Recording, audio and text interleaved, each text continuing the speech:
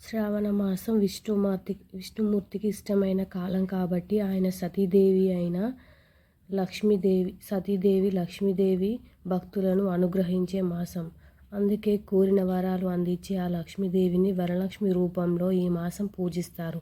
పౌర్ణమికి ముందు వచ్చే శుక్రవారం నాడు కానీ, ఆ రోజు కుదరకపోతే మళ్ళీ శ్రావణంలో ఇతర శుక్రవారాల నాడు కానీ ఈ వరలక్ష్మి వ్రతాన్ని ఆచరించవచ్చు. ఇంతకీ వరలక్ష్మి వ్రతాన్ని కావలసిన పూజ సామాగ్రి ఏంటి అనే విషయాన్ని మనం ఇప్పుడు తెలుసుకుందాము. పూజ చేయడానికి సిద్ధం చేసుకోవాల్సిన సామాగ్రి గురించి, వాటిని ఏ విధంగా ఉపయోగిస్తారనే విషయాన్ని కూడా నేను ఇప్పుడు తెలియజేస్తాను.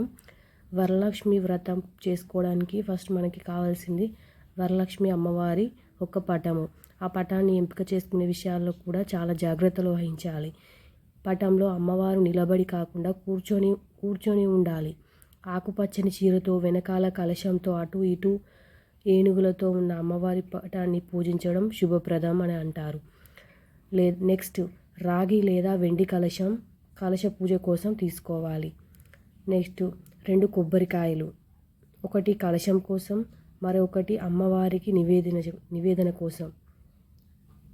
ఇంకా 2 జాకెట్ ముక్కలు కలశం పైన ఉంచేందుకు ఒకటి మరొకటి అమ్మవారికి చీరతో పాటు వాయనంగా ఇచ్చేందుకు.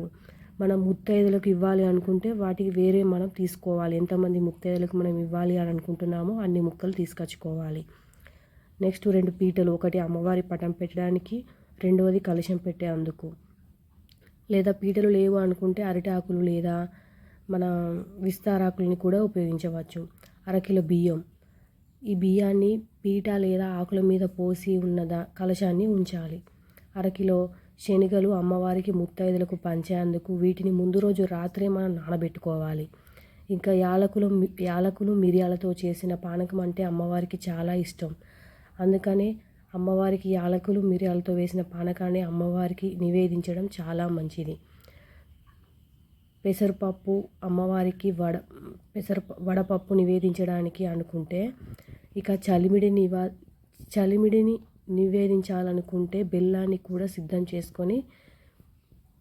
చేసుకోవాలి. ఇంకా ఆనవాయితీకి ప్రకారం కొందరు కుడుములు, పూర్ణం, బూరెలు వంటి ప్రసాదాలు కూడా నివేదిస్తారు. ఎవరికి నచ్చిన ప్రసాదాలని వాళ్ళు నివేదించవచ్చు. విడి పువ్వులు అమ్మవారికి 5 రకాల పూలతో అర్చిస్తే మంచిదని చెప్తారు. 5 రకాలు లేని పక్షంలో తెలుపు, ఎరుపు రంగులు ఉండే పూలను తీసుకోవాలి. 2 పూలమాలలు, ఒకటి అమ్మవారికి, ఒకటి కలశానికి పెట్టుకోవాలి. ముగ్గు వేయడానికి కాస్త పిండి బియ్యము తీసుకోవాలి. అమ్మవారి కలశం పీటకు అద్దేందుకు, అమ్మవారి తాంబూలంలో ఇచ్చేందుకు పసుపు కుంపలు తీసుకోవాలి.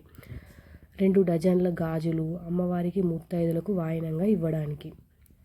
చీర అమ్మవారికి పూజలో ఉంచేందుకు ఒక చీర. ఇది ఆకుపచ్చ, తెలుపు లేదా ఎరుపు లేదా పసుపు రంగులో ఉంటే మంచిది. నలుపుని తలపించే ముదురు రంగులు శుభప్రదం కావు.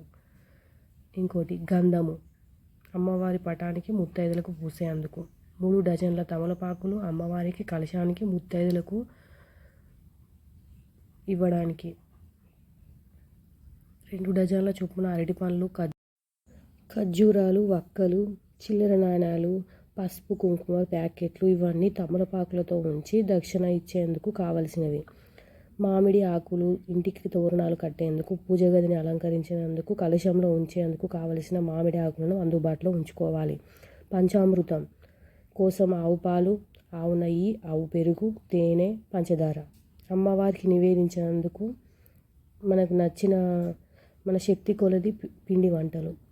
పూజ తోరణం సమయంలో మనకి కావలసిన 3 ముత్తైదులు మనకి దారం పోగులు కట్టేందుకు కావాలి. ఇవి కాకుండా ఇంట్లో ఉండే సామాగ్రిని కూడా పూజకి ముందు అందుబాటులో ఉంచుకోవాలి. మనకు పూజ గదిలో ఉంటాయి కదా, ఇరువైపులా వెలిగించడానికి 2 దీపారాధన కుందులు, దీపారాధన చేయడానికి వత్తులు. అమ్మవారి తామర వత్తులతో చేసిన దీపారాధన అంటే చాలా ఇష్టమని చెప్తారు కాబట్టి పత్తి వత్తులతో పాటు తామర వత్తులను కూడా కలిపి వెలిగించడం మంచిది.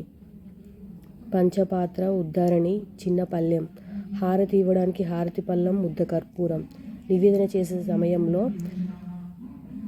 మోగించడానికి గంట, వీటితో పాటు అక్షంతలు, అగరవత్తులు, దీపారాధన నూనె, అగ్గిపెట్టె ఇవన్నీ మనకి ఎలాగో ఇంట్లోనే ఉంటాయి.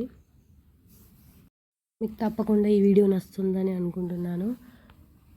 ఇది నా మొదటి లాంగ్ వీడియో. మీకు నచ్చితే సబ్స్క్రైబ్ చేసుకోండి. ఇంకా తెలియని వారికి ఈ వీడియోని షేర్ చేస్తానని ఆశిస్తున్నాను. Please subscribe and share. Thank you for watching. ఓపిక్గా నా వీడియో చూసినందుకు చాలా ధన్యవాదాలు. Thank you.